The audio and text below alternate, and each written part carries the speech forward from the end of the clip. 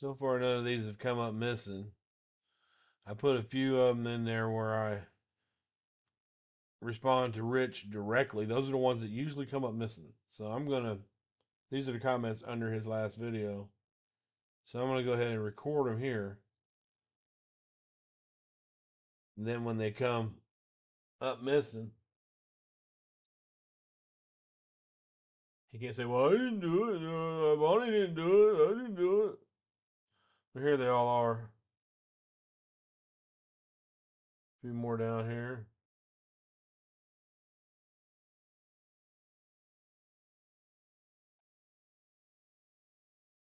And this one here doesn't answer me at all because she can't.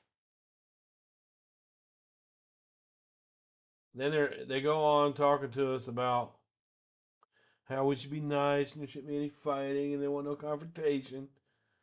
And Blind God, he feels like the Innocence Project has not taken Darlie's case.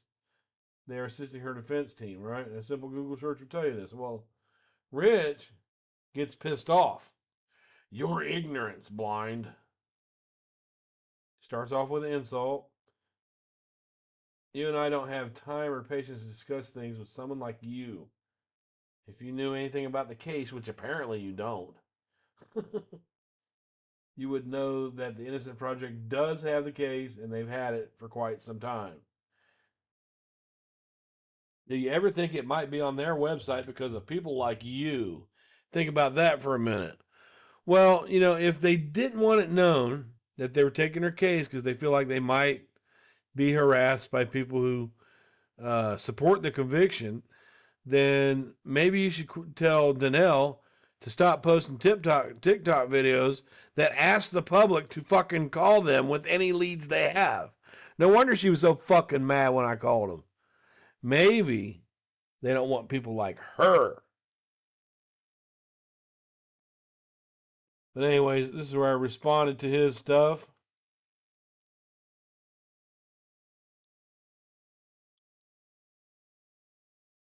Tell you how to respond to him.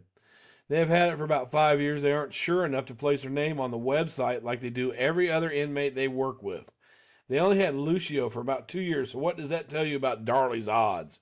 4 years in, we got our family going, please call them with any leads you got. Anything. We also have her sister out here pleading the IP saying they think she's done this twice in the last year, blah, blah, blah.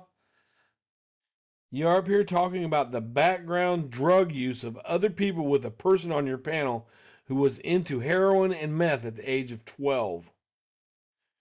You are claiming Barry Fife was Darren's drug dealer with no evidence at all. No report to back it up. Your other private investigator, ha ha ha, is saying he got his drugs from Beja. This podcast in particular was nothing but a big old deflection. They found a lot of drugs in Darlie's house, however, neither were charged for weed and cocaine. So does that make them any different than Beja? Since they had illegal drugs but were not caught. Sully claims in writing to be an expert in this case, yet yesterday she claimed Darlie was stabbed in the abdomen in a group, and she also claims there are 18,000 mistakes in the transcripts. Sully has worked in the medical field as a social worker, from the medical examiner's office. He served as an expert in a crime case. She's worked in a funeral home. But now she doesn't work anywhere. So that tells you about her fucking track record, doesn't it? And if she's on Social Security, take that up with your buddy. Because your buddy feels like, because you were talking about Medicaid in your Reddit. So if you're on Social Security, you just stop to think. Your buddy thinks that people that live on Social Security are living off other people's money, and she said so right on Ken Main's podcast. She's been busy, I guess. Now she works nowhere. She claims people harass her and makes up lies about that too. On her Reddit, she claims that she put my son's case out before she ever knew me, Rich.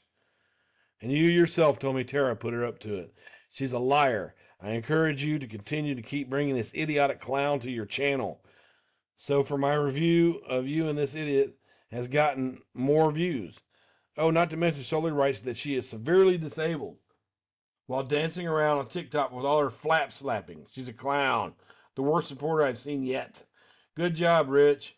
I hope y'all have fun working cases that you never do videos on or bring attention to the victims. Rich. Darlie told me Soli is an idiot. And then here's another good one.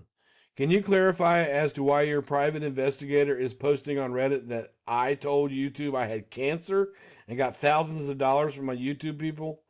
Would Would you like to see that in writing? She's on Reddit claiming to be severely disabled. Now, you and I had discussions on the phone about my diagnosis of prostate cancer. I went to a different doctor and they told me it was a misdiagnosis. And my YouTube reflects that. I posted myself talking with the actual doctor about the misdiagnosis. Look it up on my channel. It's right there for everyone to see. She's a clown. Rich. Someone like you say to blind God, why are you telling him he's ignorant and doesn't know the case when just a few videos back you said Darlie told you she passed out on the porch? Had you read the transcripts and read the reports, Rich, about when they took her out to the porch, you would have knew that Darlie was fucking lying to you. She lied to you about that. They walked her out to the porch. She did not pass out. But she told you she passed out on the porch. But you're going to believe her over the medical people that were right there with her. Because all the medical people, they all have a reason to lie. Darlie doesn't. Well, the people tending her must not have noticed her passing out. If people like you are the reason she's not on their website, you know, because they don't want to be bothered by people like us, right? But you have to know, begging the public to call in with any lead they might have, it's laughable. Oh, and here's one I'm going to ask Rich.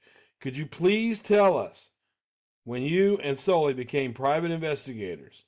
She posted on TikTok yesterday that you and her are both private investigators. But James Cron is just a fingerprint guy, right? Why do you deceive the public with false credentials while dogging on people with real credentials?